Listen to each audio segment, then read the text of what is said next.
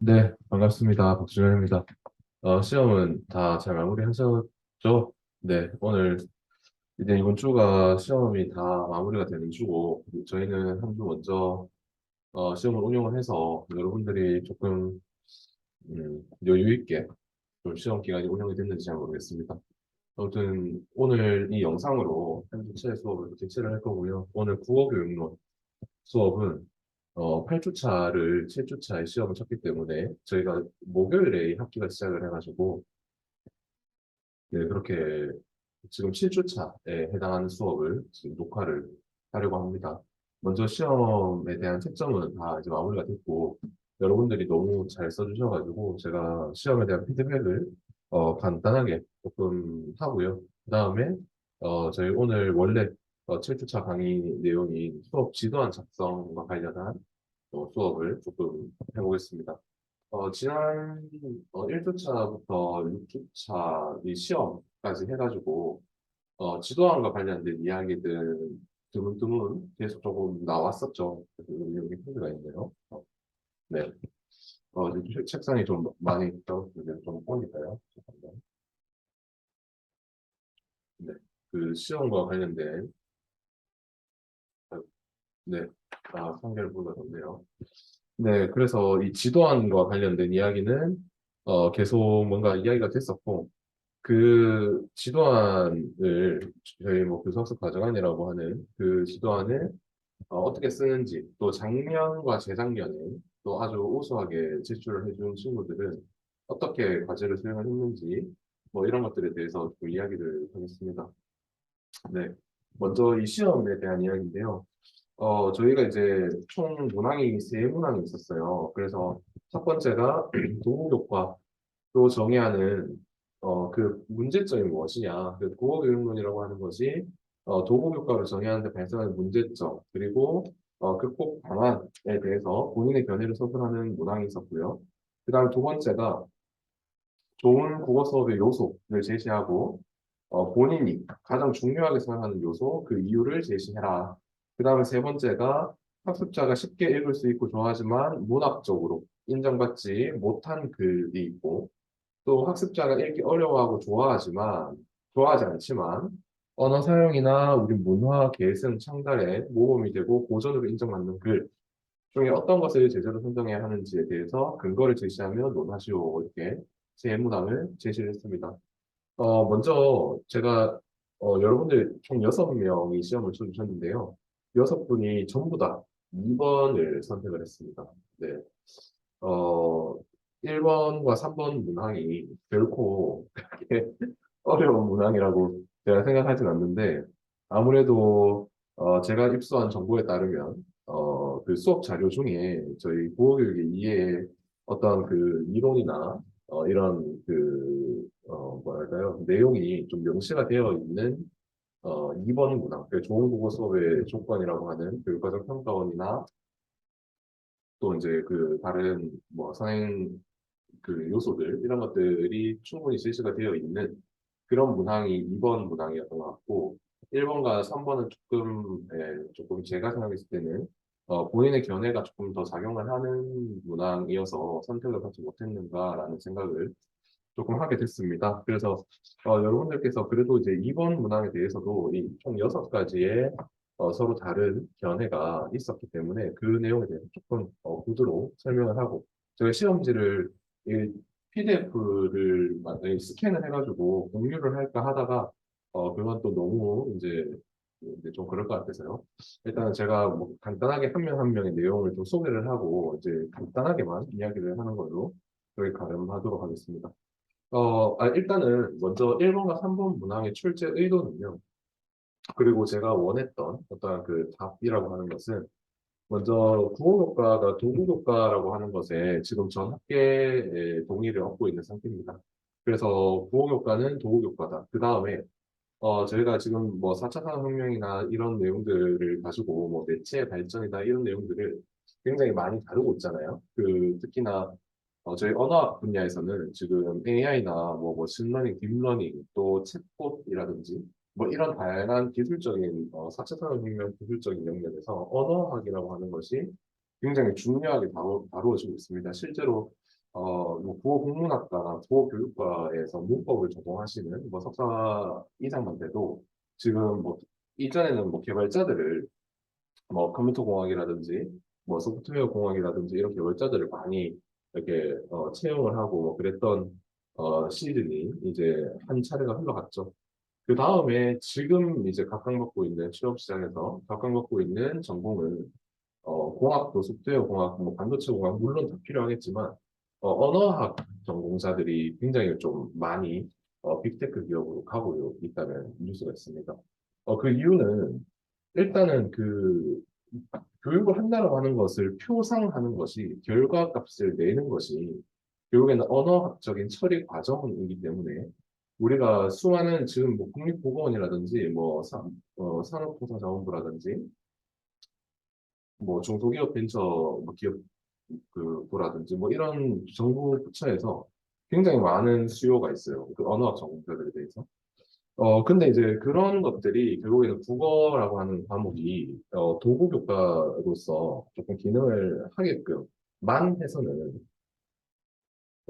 계속 뭔가 그런 양질의 그런 전문 인력을 양성해내기가 힘든 거죠. 예를 들면 우리가 국어가 도구 교과라서 국어를 잘해야 다른 과목이나 다른 내용들을 더 잘 할 수 있다라고 하는 것이 도구 교과설인데요. 도구 교과론인데 그거, 뭐, 물론 당연한 이야기긴 합니다만은, 거기서 멈춰서는 안 된다라고 하는 논지가 조금 필요해 보여요. 그래서 이 도구교과라고 하는 것은 당연히, 그 도구교과라고 하는 성격은 당연히 가지고 가고, 거기서 조금 더 나아가서 문화를 만들어내고, 또 사상과 정신을 표현하고, 또 더 이제 그 본인의 이제 의사 표현이라든지 이런 것들을 또 듣고 말하고 쓰고 읽고 하는 그 일련의 그 의사소통의 과정에서 이런 원활하고 어떤 유창성이라든지 이런 내용들을 조금 다루어야 되지 않나. 그래서 이 도구 효과라고 정의하는데 발생하는 문제점이라고 한다면 국어라고 하는 거, 국어 교과라고 하는 것이 문화적인 측면, 또 사상과 정서, 또 그 당대의 이데올로기라든지 사회문화적인 어떤 그 관점들을 좀 배제할 수 있는 여지가 있다라고 하는 것이 도구 교과론의 문제점이죠. 그래서 이제 방금 얘기했던 그런 뭐 사상과 정서를 표현하고 의사소통 역량이 늘고 약간 이런 내용들이 국어교과에서 충분히 다루어져야 조금 더 심층적으로 조금 문화라고 하는 것에서도 수많은 부가가치가 창출되고 있는 오늘날의 시점에서 국어교과라고 하는 것의 역할이 굉장히 중요해졌다. 네, 그 다음에 이제 3번 같은 경우에는 학습자가 쉽게 읽을 수 있고 좋아하지만 문학적으로 인정받지 못한 글의 대명사는 아무래도 웹툰과 웹소설, 뭐 최근에 좀 시기적인 흐름이 그렇죠. 그 다양한 매체로 이 학습자의 흥미를 자극하는 요소들이 굉장히 많지만 그런 글들이 문학성을 담보하고 있다라든지 혹은 어떠한 그 삶의 가치나 우리의 문화적인 어떤 계승과 창달에 이바지한다 이런 취지로는 아직까지는 보기가 힘듭니다. 아무래도 대중문화와 뭐 일반 문화라고 하면 좀 그런데요. 그 예술과 어, 미학과 예술사회학이라고 하는 책에 보면 그 마르크스가 그런 이야기를 했죠. 계급 의식이죠. 계급 의식. 그래서 예술이라고 하는 것이 사회적으로 굉장히 계급적인 어떤 측면을 가진다. 그래서 우리가 순수 미술을 하고 미술관을 가고 음악 클래식을 듣고 하는 그 일련의 과정들이 물론 단순히 그것을 혁명하고 좋아하는 사람도 있겠지만 그러한 모습들을 보여주는 것이 뭔가 이 문화적으로 상류층이다. 나는 이런 뭐 여유가 있는 상위 클래스다라고 하는 것을 과시하는 수단으로 기능을 하기도 합니다. 근데 이제 문학에서 그 아까 얘기했던 대중문화라고 하는 것은 절대 다수를 대상으로 하는 자본의 힘이 굉장히 강하게 작용을 하는 지점입니다. 그래서 우리가 대중가요의 가사도 제가 지난 강의 시간에 문학 수업을 할 때 그런 이야기를 했던 것 같은데요. 뭐 예전에 이제 신승훈이라든지 뭐 제가 뭐 좋아하는 가수들 조금 제 부모님 세대가 좋아하는 가수들이기도 한데 그런 뭐 유재하라든지 뭐 저희 뭐 저기 어디냐 저희 수성교 인데가 뭐 김광석 거리도 있죠. 예, 그런 분들의 그런 분들도 대중가요를 하지만 그런 대중가요의 가사들은 읽다 보면은 한편의 시라고 좀 보이기도 하죠. 그 문학성이 일정 부분 담보가 되어 있고, 또 그 요즘에 그런 아이돌 문화라든지 이런 것들을 다 총칭해서 대중가요라고 이제 부르니까 그런 대중가요라고 하는 것의 일반적인 속성이 대중성 그리고 자본시장의 영향력에 너무 좌지우지가 된다. 이런 것들이 굉장히 문제가 되는 겁니다. 그래서 문학에서도 웹소설, 웹툰이 제가 아까 서두에서 얘기했던 웹소설이나 웹툰 같은 경우에는 그런 자본의 원리가 너무 강하게 작용을 하고 있기 때문에 이런 그 예술성을 가지고 뭐 그렇게 하기에는 조금 힘든 지점이 있지 않나. 하지만 그만큼 이제 절대 다수의 예상 독자들에게 그런 흥미와 그런 호기심에 그런 강한 이끌림을 제공을 하기도 하죠. 근데 이제 우리가 어렵다 어렵다 하는 그런 이제 시나 뭐 미술이나 음악 같은 경우에도 그런 것들을 그 순전히 향유할 수 있는 어떠한 역량 그런 것들이 충분히 있어야 그런 것들을 향유할 수 있다라는 오해를 많이 하죠. 그리고 이제 즉각적인 자극. 그래서 이 학생들이 그런 이제 웹툰, 웹소설을 가지고 그 수업을 하는 것이 저는 젊은 연구자로서 충분히 의미가 있는 작업이라고 생각을 하지만 일부 이제 좀 보수적인 어떤 원로 교수님들 의견을 보면 그런 것들을 통해서 그런 저급한 대중문화가 또 계승이 되는 거죠. 그래서 이제 그런 문화들이 물론 이제 그런 플랫폼에 집중을 한다면 그런 것들은 분명히 이제 문학의 대중화나 문학의 향유의 그런 접근성을 높이고 이런 다양한 이점들이 있을 수 있지만 컨텐츠적인 측면, 질적인 측면에서 봤을 때는 예술성의 측면에서 봤을 때는 굉장히 좀 우려되는 지점이 분명히 있다라고 하거든요. 그래서 우리가 대중가요 가사를 활용한 떤 시의 교육이라든지 아니면은 뭐 웹소설이나 이런 것들을 활용을 해서 웹툰이나 이런 것들을 활용을 해서 매체 변용의 문화 교육을 한다든지 이런 것들은 그 퀄리티가 상당히 담보가 돼야 되고 우리 사회적으로 인정받고 가치 있는 고전이어야 그런 플랫폼 활용이 의미가 있을 수 있다. 이렇게 좀 정리할 수 있을 것 같아요. 그래서 지금 문제에서 제가 이제 학습자가 쉽게 읽을 수 있고 좋아하지만 문학적으로 인정받지 못하는 글.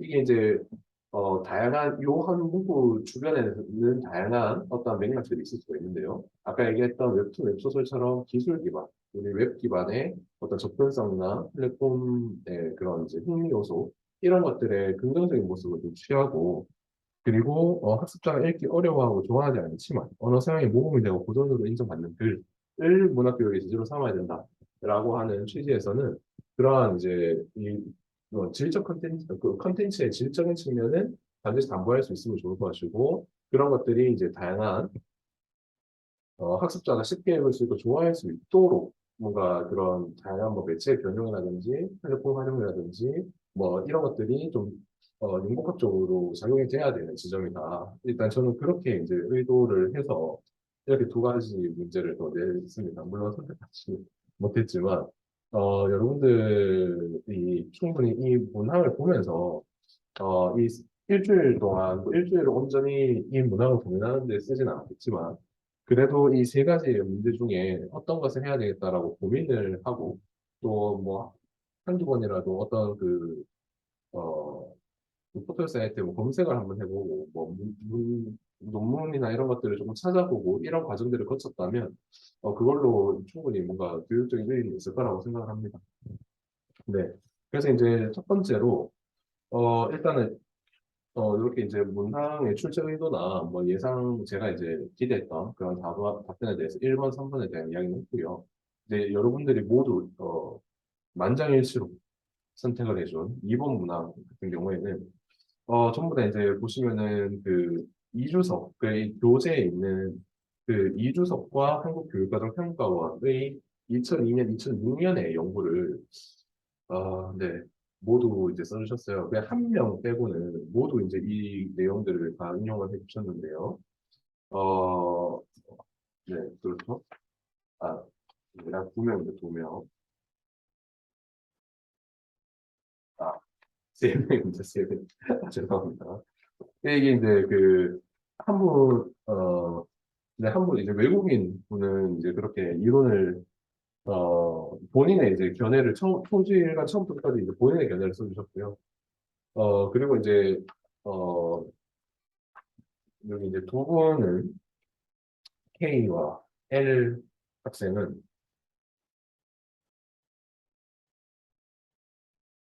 네, K의 학생의 경우에도 그 이론을 가지고 오기보다는 본인의 견해를 좀 전개를 해주셨어요.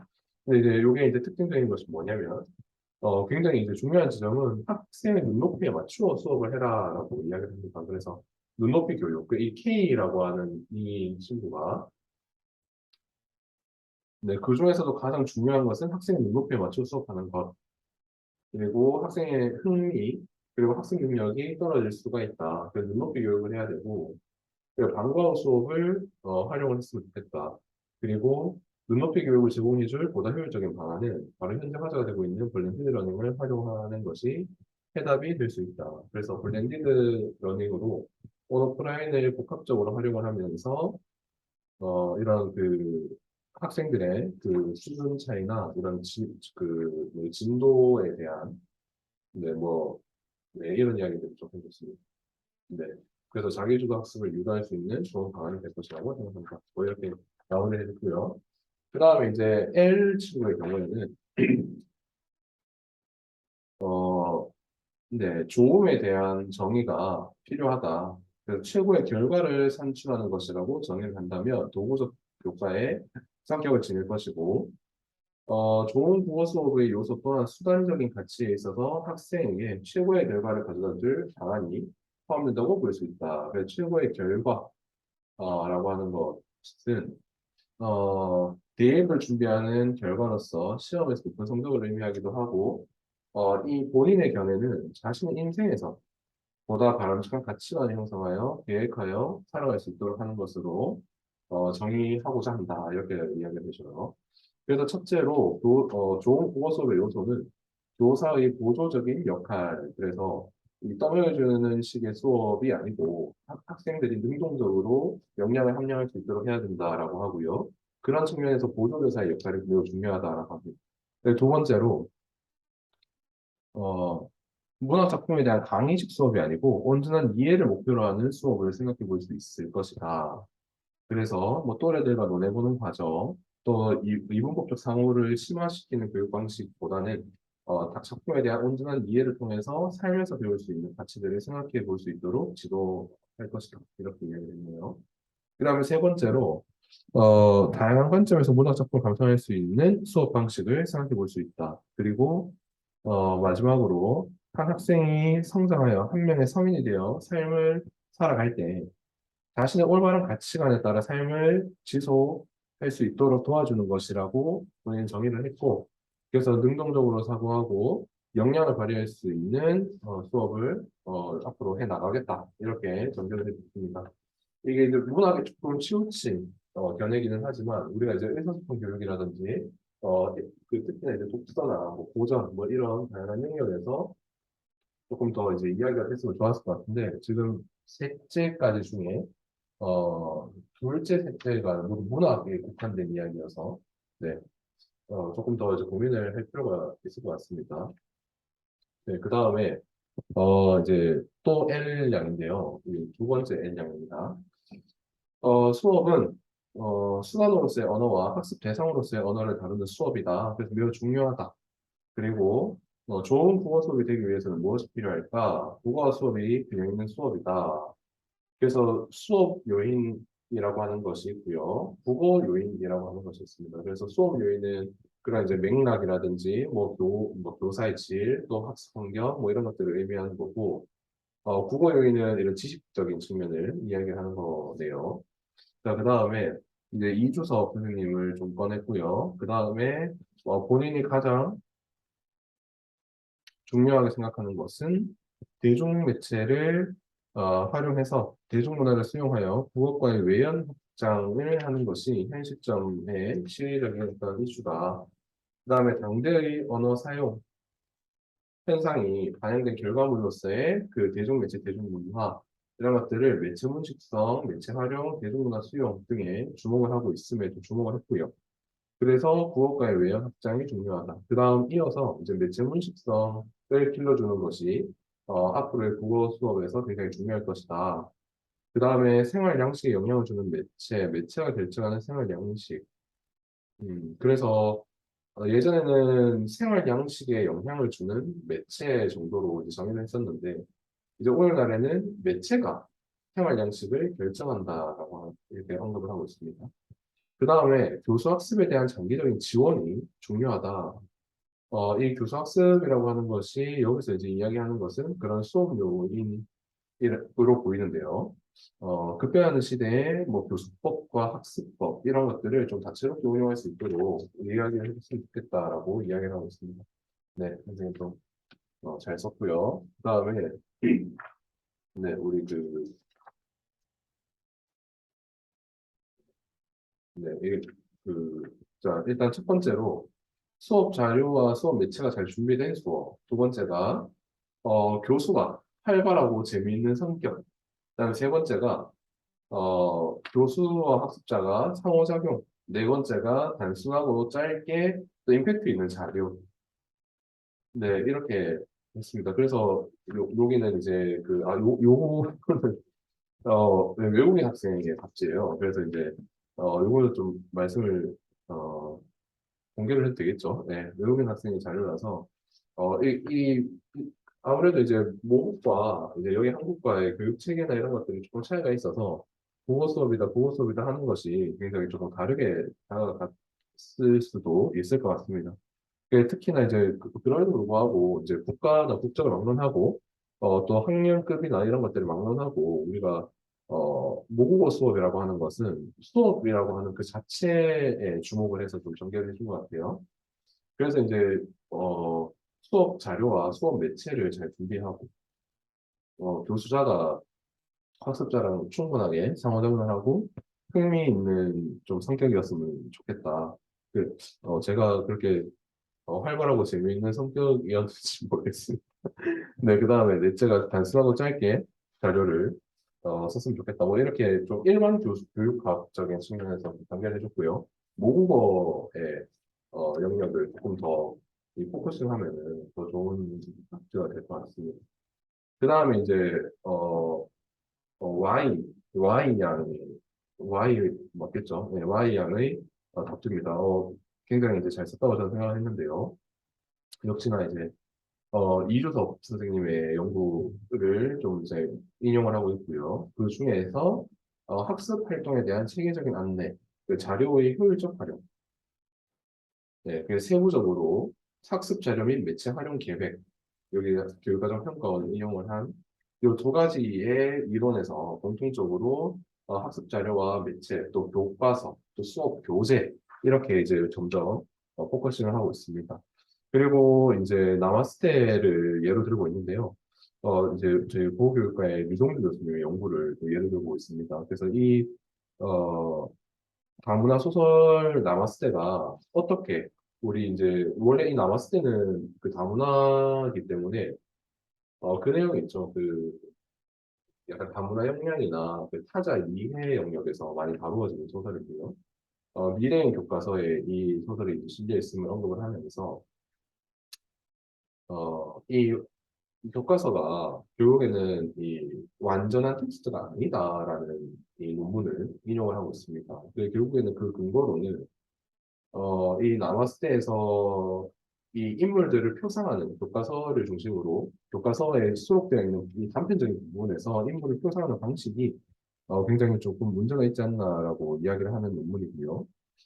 디테일한 것은 뭐 나중에 수업 시간에 제가 또 언급할 일이 있으면 한번 해드리겠습니다. 근데 여기서는 일단 답지에서는 교사는 스스로 교과서를 비판적으로 분석을 해야 되고 필요에 따라 재구성해서 활용할 수 있어야 한다. 네, 아주 잘했습니다. 그리고 학생들로 하여금 유의미한 학습을 이 자료의 효율적 활용으로 도울 수 있다. 그래서 학생들이 자발적이고 적극적인 참여를 원한다면 학습 활동에 대한 체계적인 안내가 필요하다. 또한 순회 지도, 또 스케폴딩을 적극적으로 활용할 필요가 있고, 또, 또 흥미를 끌기에 그쳐서는 안 된다. 또 흥미고 재미있는 수업은 학생들의 수업 참여 동기를 자극한다는 측면에서 유의미하지만 현장에서는 흥미와 학습의 균형이 깨질 수 있는 리스크도 존재한다. 그래서 교과서가 완전 텍스트가 아니고 수업 모형에 따라 체계적인 안내와 적절한 자료의 효율적인 활용이 필요하다. 네, 아주 굉장히 임팩트 있게 잘 했습니다. 네, 그 다음에 이제 H양. 네, 님도 굉장히 이제 잘 썼는데요. 여섯 분이 다 잘 썼습니다. 여섯 분이 다 잘 썼고, 다 이제 서로 다른 지점으로 이야기를 하고 있긴 하지만, 기본적으로, 이 매체라고 하는 또 이제 앞으로 미래 교육적인 측면과 이 국어 교육의 영역 안에서의 그런 미래 교육적인 측면을 좀 집중을 해서 잘 이야기를 해준 것 같아요. 그래서, 네, 이 마지막 H양의 글을 한번 보겠습니다. 여기서도 역시나 이제 교육과정 평가원의 내용을 좀 인용을 하고 있습니다. 이 중에서는 교사의 전문성과 철저한 계획을 통해 학생들의 흥미와 성취도를 높여 과목과 교사와 학생이 잘 어우러지는 수업, 즉 국어와 수업 간의 균형으로 이루어집니다. 그래서 학생들에게 효과적인 교사 학습 모형을 다양한 교습 학습 모형으로 적용을 할 수가 있어야 될 것이고 또 교과 간 연계 통합도 이제 필요하다. 네, 그리고 굉장히 많이 이제 소설해 주셨어요. 굉장히 잘 쓰셨는데요. 그리고 이제 개인적으로 교사의 국어 수업 전문성 자질이 굉장히 중요하다. 이렇게 이제 언급을 하고 있습니다. 학생의 개인차에 대한 이해도 가져야 될 것이고 개별화가 중요시되고 있는 맞춤화 교육 과정에도 활용할 수 있다. 그리고 포괄적이고 상투적이라는 비판을 가질 수도 있지만 백워드 설계처럼 특정 수업 요소가 아니기 때문에 포괄적이고 상투적이라는 비판을 가질 수도 있지만 결국 국어 교사의 수업 전문성 자질이 잘 갖추어진다면 보호교과 내에서도 분야를 막론하고 교사의 전문성 자질을 활용할 수 있고 좋은 국어 수업을 위해서는 학습 공동체를 이끄는 교사의 주도적인 역할을 재고려할 필요가 있다라고 하는 김무길 선생님의 연구도 언급을 하고 있습니다. 네, 일단 이렇게 해서 6편의 글을 각지를 다 받았는데요. 결국 이제 여러분들이 뭐 동학적으로 이야기를 하자면 일단은 당연히 이제 교사 교육적인 측면, 수업 맥락적인 측면에 대한 고려가 모두 이루어졌다고 보이고요.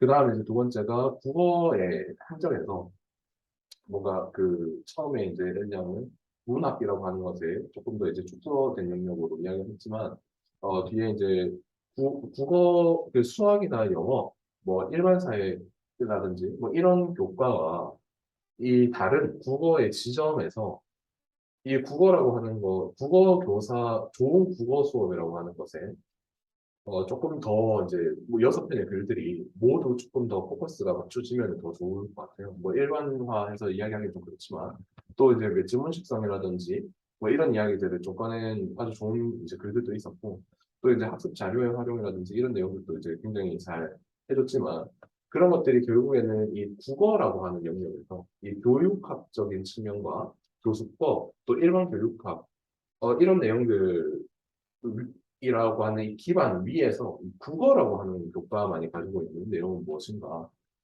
좋은 국어 수업이라고 하는 것. 네, 그래서 일단은 어, 네, 모두 잘 하신 걸로 일단은 그렇게 마무리를 하도록 하겠습니다. 네, 시간이 좀 빨리 끝내려고 했는데 꽤 된 것 같은데요. 일단 영상을 한번 자르고 제가 다시 시작을 할게요. 네.